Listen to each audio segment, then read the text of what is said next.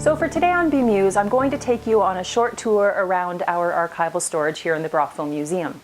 Now for most archives, most folks will think about the things that we might have in there. They might be books or letters, those sorts of things. But we actually have some surprises in our archival storage. So I'm going to show you a couple of them and talk a little bit about why we store them the way we do.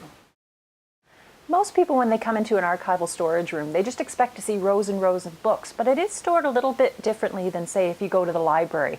Behind me is actually a whole bunch of different books, and you'll notice that they're all wrapped. Now, this is not the type of tissue paper that you're going to find at the dollar store or anything like that. It's all archival tissue paper, which means that it's not going to have any acids that can come off and rub onto the books.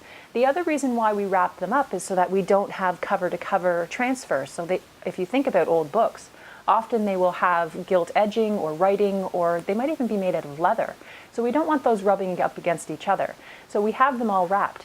But you don't just want to have a whole bunch of packages on a shelf somewhere. How do you find them later on? And you'll notice that each of these does have a number on it that corresponds to its collection record. So those are the numbers that you can use to look them up on our online database, or that we can use here in the museum to find out more about each and every one of them. I've taken one of the books down off the shelf to give you a chance to take a look. This is another reason why we will wrap up the books, because we don't want to have the covers fall off or they end up getting knocked against each other when we're taking them off and putting them back on the shelf again.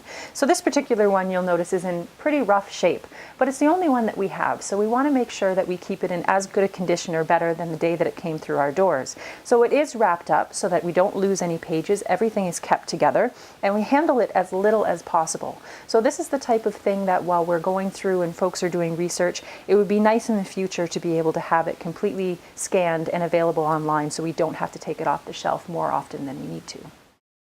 A couple of the other things that we have here in archives that most folks don't think of automatically when we think of an archival collection is we have many postcards, and some of these might be for large events like Expo'67, or just the regular ones that folks sent for holidays, or of course there are all the Brockville postcards as well. But one of my favorite things that we have here in the archival collection are our oral histories, and that's the other binder that you see here. And these are some of the histories that we've actually put together by sitting down and interviewing some of the folks from in and around this area. And once that's done on tape and it's been recorded, somebody then has to sit down and transcribe it and write it all out. And so that's one of our oral history binders, and they are full of so much information that we wouldn't be able to find anywhere else. This is one of our map cases, and yes, they are used to store maps as well, but in this particular one we have all sorts of large photographs. They're each wrapped in plastic, and that way they can't touch each other, because if you've ever had an old photograph and they've ended up face to face, sometimes they do get stuck. So this way we can put a lot of them in a small space. Now some of the map cases do also hold maps and posters and all sorts of different things, because things actually do last longer if you fold them out flat, or you have them on a flat surface, rather than having them folded into a square, which might be how some of those letters come to us in the first place. But over time they can actually rip where they've been folded. So we try and keep things as flat as we can. You can imagine that takes up a little bit more space, but it means that we'll be able to keep them in better condition for a longer time. This is the newest extension of our archival storage, and you'll notice that we have these nice metal shelves. They actually do roll, and the reason that we have them is thanks to the Friends of the Brockville Museum. So it means that as time goes on and we get more and more things, we can roll all of these shelves together instead of having an aisle in between like the one that's beside me here.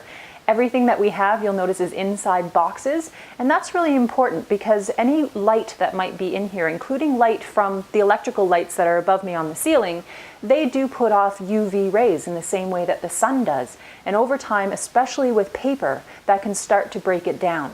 So as much as possible, we have everything either wrapped up inside boxes in the map cases, which you saw before, and we even have UV filters on the windows and some of the light fixtures in this room as well. When it comes to archival collections in a museum, there are lots of different things that can be grouped into that category. It might be photographs or books or letters, and that's usually what we think of. But we also have videos, movies, archival collections that might include things like oral histories, which we saw before, and all sorts of other things that maybe not fitting anywhere else in the museum. Now in this room here we have some of the larger collections that have come into the museum.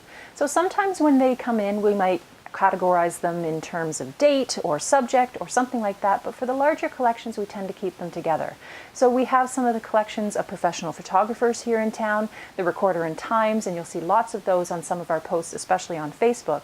All of these photos that have been collected by newspapers and other people over the years here in Brockville.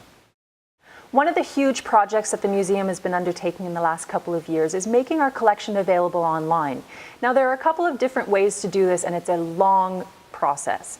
So one of the things that our volunteers have been working on is trying to go through all of those collection records and get them entered into the computer so that they then can go live on the internet.